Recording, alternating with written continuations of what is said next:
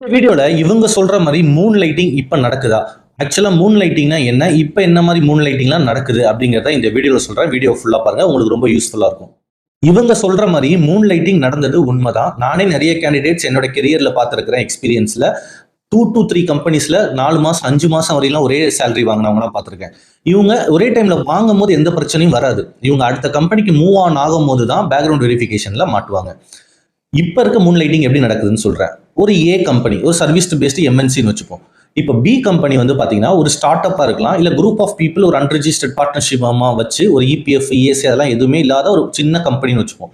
அந்த கம்பெனிக்கு ப்ராஜெக்ட்ஸ் பண்ணி கொடுப்பாங்க. இந்த கம்பெனியில் ஒர்க் பண்ணிக்கிட்டே அந்த கம்பெனிக்கு ப்ராஜெக்ட்ஸ் பண்ணி சேலரியை கேஷாக வாங்கிப்பாங்க, மோட் ஆஃப் டிரான்சாக்ஷன். இல்லைன்னா அவங்க ஃபேமிலி மெம்பர்ஸ் யாருக்கு இல்லாத மாத்திப்பாங்க.